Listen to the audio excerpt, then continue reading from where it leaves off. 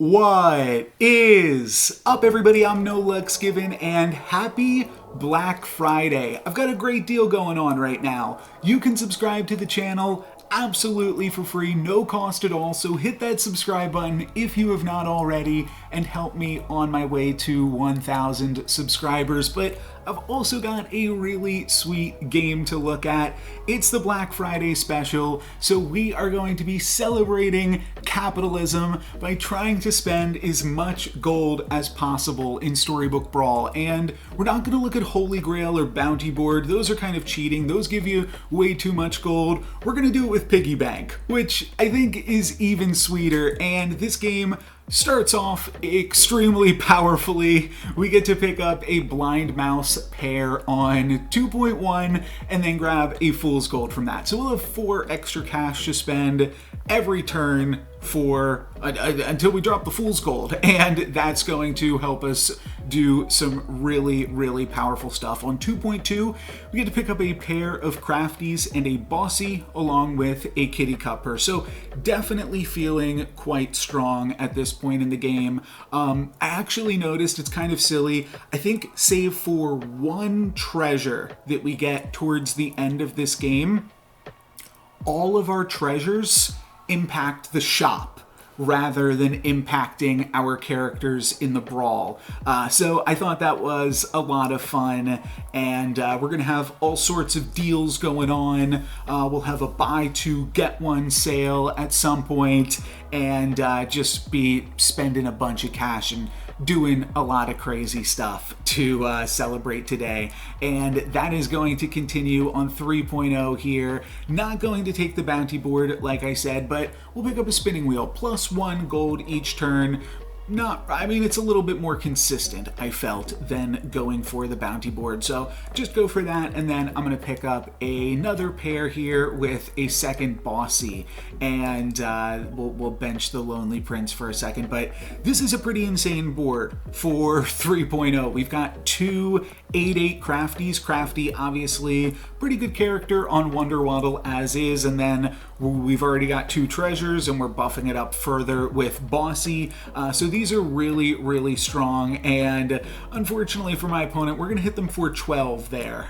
So pretty crazy. Then I'm gonna wind up tripling the crafties, and Fairy Tale, kind of like a sale. It's you get a little bit of extra on what you pay for there, and then we're gonna pick up the piggy bank. So I will wind up tossing that Fairy Tale pretty quickly, but with Fool's Gold and Spinning Gold, how can you not grab the piggy bank here? And I'm even going to sell off this kitty cup purse. That will put me to the 5 gold threshold.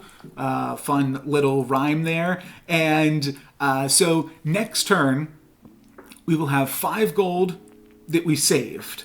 We'll have an extra gold from piggy bank, an extra gold from Spinning Gold, 4 extra gold from Fool's Gold, and then 7 gold for the turn.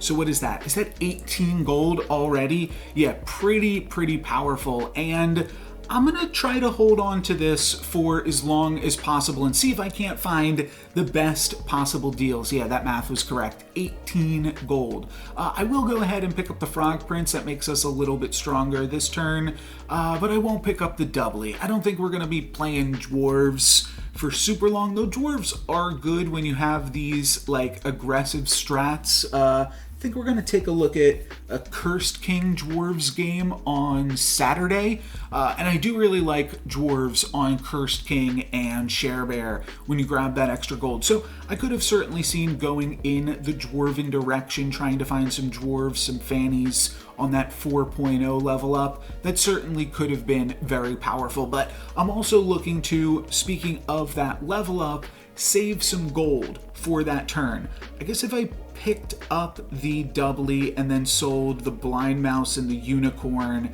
that would put me back up to 15. But either way, this is going to be absolutely crazy. So we're saving 16 gold for the turn, plus we have 4 from Fool's Gold, 3 from Piggy Bank, 1 from Spinning Gold, and then 8 for next turn. So 32 gold we're going to have on 4.0. Yeah, there we go. My math was right. This is absolutely incredible. I definitely want to spend some of this, and when I see Prince Arthur, I mean, I'm going to pick up the golden chicken as well, just because it's a little bit weird with piggy bank, but if we can double it on Wonder Waddle, it gives us additional gold, so it's worth going for. A triple the bossy. We're not going to go for anything here, not going to worry about that stuff. And then I wind up picking up this Medusa. That can give us a little bit more power still. I haven't really spent that much gold over the past few turns, and I am very powerful right now, but I do want to make sure that I'm just continuing to be powerful, because that's going to give us more flexibility with piggy bank later. If we like get really strong right now, then we can start saving again, because we'll be strong enough compared to the rest of the lobby. Then at the last second here, I see a Juliet. We are going to be able to put it in on time, but I don't get to unlock the shop in time, so that part is a little bit of wasted gold. But you know what? We got gold to spare. We had 11 gold. You know, I'm not going to spend every combat doing the math for the next turn. We got 27 gold, so we definitely overspent a little bit there, but on that level up turn, I wanted to make sure that we were spending and staying on par with the rest of the lobby, and we're very, very strong right now, so we are doing quite good. I pick up a Polywoggle because that's always good on Wonder Waddle, and then I immediately am able to pair that off, so that's really sweet. We can use that probably once we hit level 5 in some capacity. We'll look to use that. And then I'm going to go ahead and pick up another Juliet right now. And at 20 gold, I might hold here. It's always, this is a funny video because I'm never sure exactly what I'm going to do. This is like a game, there's no wrong or right answer. It's how silly do you want to be? How much do you want to press your luck? So I'm not sure if I'm always going to like agree with how much gold I store in the piggy bank. But this turn we're storing 20 gold plus, never mind. I'm not going to do the math. I give up.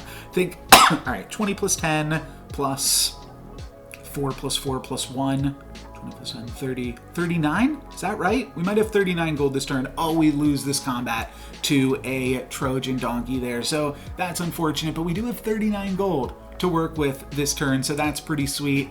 And then we're going to pick up a Sky Castle, which is absolutely awesome. Apologies, someone is calling my landline right now in the background. Hopefully you guys can't hear that over the lo-fi beats in the background, but Sky Castle's basically a buy two get one sale. So is Wonder Waddle, kind of.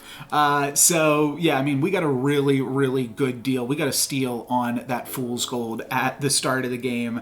But now we can just pick up these Royals for buy two get one, and that is obviously insanely powerful. And then we even get a cashback rebate when we skip these treasures. I am going to pick up Treasure Map though and toss the Fool's Gold to do so that way we can grab a tier 6 treasure. And this is the one treasure that we pick up this game that doesn't impact the shop. But Ivory Owl this early, when you're in Royals especially, is a really, really insane treasure, because now we can just try to scale this board as much as possible and potentially take this to the end of the game. We're only on 5.0 right now, but you can see the rest of the lobby is taking some damage and we're dealing some damage. So I'm feeling pretty good about this. Going to wind up tripling up on the Frog Prince, and then Big Book of Spells, I think, yeah, okay, sorry, spoiler. I won't say anything else about that yet, but Big Book of Spells does impact the shop. But I wound up picking up the Frog Prince. I'm not sure, maybe that was just kind of a waste of gold. And then one thing that I was rolling for here and did eventually wind up finding was a whatever the heck that spell is called, to try to have my Polywoggle slay this turn. I was actually actively looking for that, and now I'm basically just looking for a Romeo, but we're not going to find it. I'm just going to wind up saving a little bit more gold in the piggy bank. But importantly, that was the 5.0 turn, so that was kind of like a nice little break point to try to grab some more power again. We do slay with the Polywoggle, so that's really sweet. There's a lot going on all of a sudden in this one, and we grab a Jormungand. So now my mind is thinking, let's try to triple this Romeo and grab a cursed throne. That would be some nice scaling, and it would really work with Jormungand. And what can I say? No luck's given, baby. We will pick up the Cursed Throne. Just got to figure out which of these treasures we want to toss. And ultimately, I'm going to decide to toss the Sky Castle and hang on to the piggy bank. We're up against the Ghost, so we might as well bank a bunch of gold against them.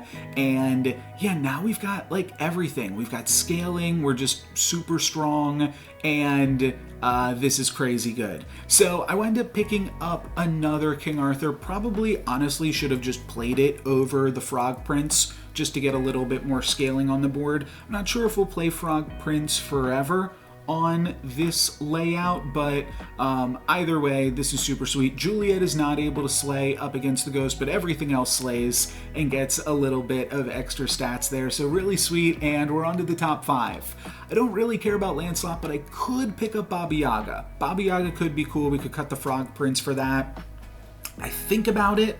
Shouldn't have picked up the Arthur if that was the case, but I actually decided that I would rather try to find River Wish Mermaids with my remaining gold. So that's what I'm going to do. I'm going to pick up 2 River Wish Mermaids right here. Then I'm going to roll and triple it, because why not? And then we will double that and pick up Evil Eye. You know what? I forgot about Evil Eye. So that is one more treasure that doesn't actually impact the shop. It impacts combat, but that's okay. We will let that slide. Sell off my Medusa, and I was thinking about grabbing another Arthur there, but where would we put it? So I don't actually think that we really need anything. I'm just trying to spend all my gold this turn because we're done with piggy bank. So roll in here, but I really don't have too much to buy at this point in the game. We're basically done.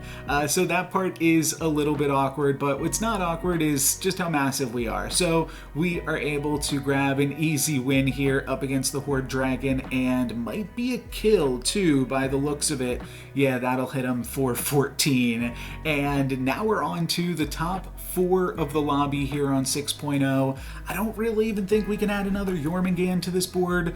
We're basically just rolling for relevant spells at this point. We could dream, and because we're just rolling for relevant spells, I'm gonna grab the big book of spells, and I'm actually going to toss the Ivory Owls to pick up additional spells, because really the only thing we can do at this point, I mean, I decide to go ahead and dream here, because why not? And then I dream into the Fates. None of those are particularly good. We're the Fates, and then I find the Pigomorph. So we do wind up having to lock that because we cannot cast another spell this turn. And awkwardly, I don't even want to buy anything in this shop. If you guys don't know this, if you dream into the Fates, the next unit you purchase, you do become fated to. So that's kind of cool, though. I don't really need any unit, really at all. Basically dreamed into the Fates for the +3/+3 on my upgraded characters. That's really it, as silly as that sounds. The River Wish Mermaid in the backline gets to slay there. That's sweet. And then we wind up hitting my opponent for 20 damage. Really good stuff. Now we're on to the finals. I'll pick up this Pigomorph, and then I'm literally just going to roll down for another Pigomorph to use next turn. There is some consideration for picking up a Baba Yaga, becoming fated to Baba Yaga, and then potentially grabbing Horn of Olympus off of that triple, but there's just not enough time to do it. I want to play all of the characters that I'm playing as well, and it's just more gold efficient to keep on rolling for Pigomorphs for these final fights of the game. But I don't know. This one was a smoke show. We kind of cleaned house there. Fool's Gold that early is obviously really insane and probably the biggest driving factor behind this game. But we did some absolutely amazing stuff with Piggy Bank on this one, and it looks like my characters are going to have absolutely no problem slaying here, so this is going to be a pretty easy win and a pretty commanding victory there. So that's it for me today. A pretty quick one because yeah, the game, we just won that lobby so quickly. I will say this. If you like piggy bank games, if you enjoyed this game today, well, first off, subscribe. Over half the people that watch me are not subscribed, so hit that subscribe button if you have not already, on my way to 1,000 subscribers. But I've teased this a little bit, and talking about subscribers, once I get to 1,000, I'm going to release my 1,000 subscriber special, which is also a piggy bank game. I'm not sure if I've mentioned that or not, but it is also a piggy bank game, and it's sweeter than this one because this is the Black Friday special, not the 1,000 subscriber special. So if you thought this one was sweet, we've got some more even sweeter stuff on the way. That's going to be it for me today. Thank you guys very much for watching. I'm No Lux Given. Peace.